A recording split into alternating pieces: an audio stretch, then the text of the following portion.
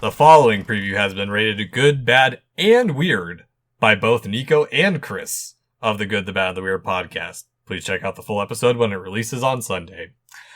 I have no intro for this preview that could properly parody this movie, or... How could you? There's so fucking much that just not only is in this movie, but revolves around this movie. Yes.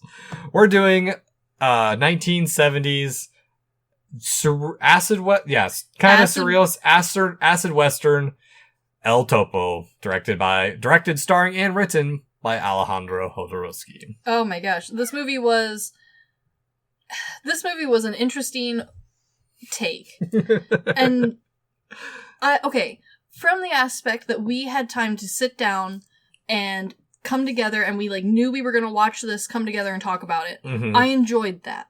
I think though, if I had been forced to watch this by myself, I would have just lost my mind. This movie there is so much symbolism happening all the time in this movie that you kind of get lost in the sauce. Yeah, And sometimes that's good. There are some parts of this movie that I loved. Just the different angles you could take. We both came away with different interpretations of certain characters, even though in theory, it should all be one straight line. It's not a complicated plot. Even with Jodorowsky spelling out what everything means in this movie. Even then, he would say something, and I like that both you and I looked at his commentary. I looked at two of his commentary, because I found an earlier one and a later, brief discussion he had on the movie. And we were both no, you're wrong. Well, and I came about that from a different route, too, because I got introduced to Jodorowsky's work when Abkar released his set, because I knew about it from the Night Versus music video. Sure. And I think when I watched this, I was going through a little bit of a spell where I was watching a lot of Criterion. I was watching a lot of stuff that's kind of full of itself. This is the epitome of that sort of genre. And so I watched 4 of his movies, and I thought Fonda Elise was weird. I watched this, and I watched The Holy Mountain, which I still think The Holy Mountain is fantastic. But then I got to a much more recent movie he did, Psychomagic, The Art of Healing, and that's where I realized he was full of shit. See, and I had seen clips and images from El Topo and from a few of his other works, mostly from other, film is art, sort of, reviewers and critiquers and film friends from college, that, I understood enough, but I also knew from their warnings that, hey, that movie's got some problems, you need to be careful going into it.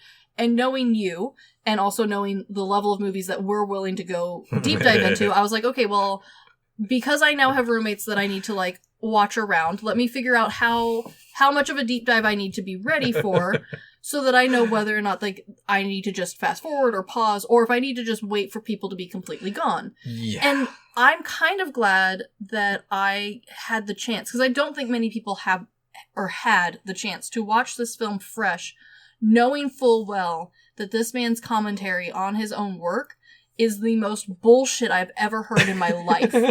But it explains why the movie's also kind of bullshitty, too. No, it does. And, I'm not gonna lie, most of the time when a director is that full of bullshit, it really, degrades the movie to the point where, I honestly, cannot be bothered anymore.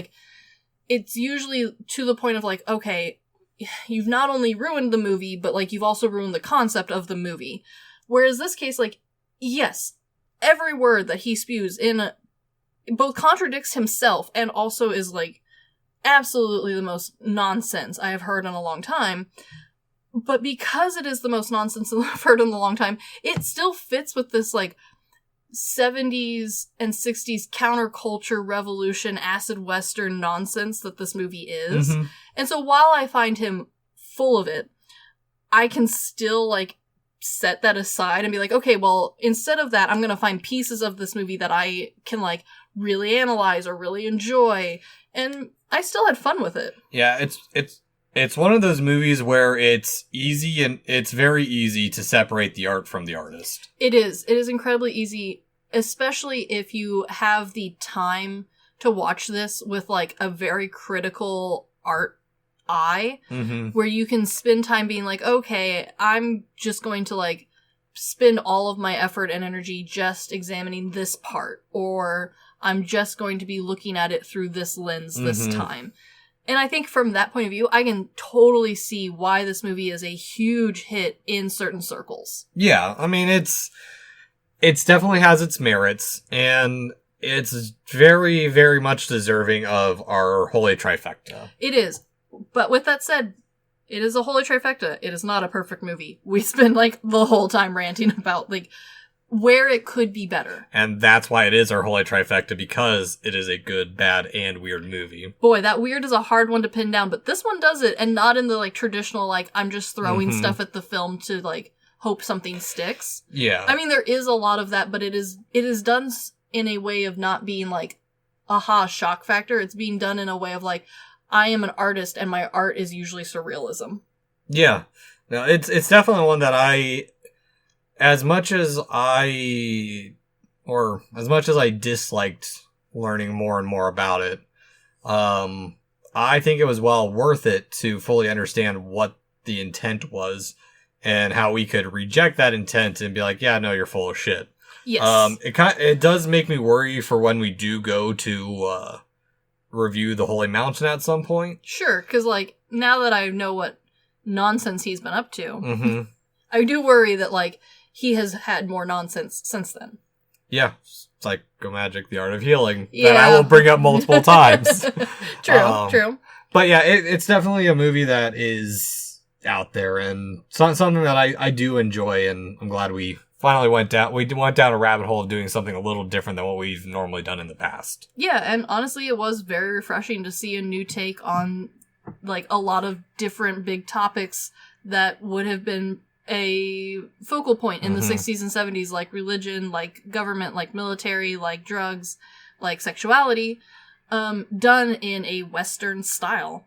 Like, it's an interesting take, and it does work. It's just not necessarily cohesive. Exactly. And before we end this preview, I do want to give the caveat or heads up that if you do decide to watch this movie before listening to our review, it does have issues where it doesn't work with modern times. There is real animal deaths. There's simulated rape. That's also kind of hinted at that, or he has advertised that he really did rape her. And there's also abuse of extras that doesn't carry over quite well. No, the man could have been a better director. Artiste, I get it. I see it. Director, we need to work on that. Yeah, so. But anywho, this has been the Good, the Bad, and the Weird previews. Check out the full episode. Peace!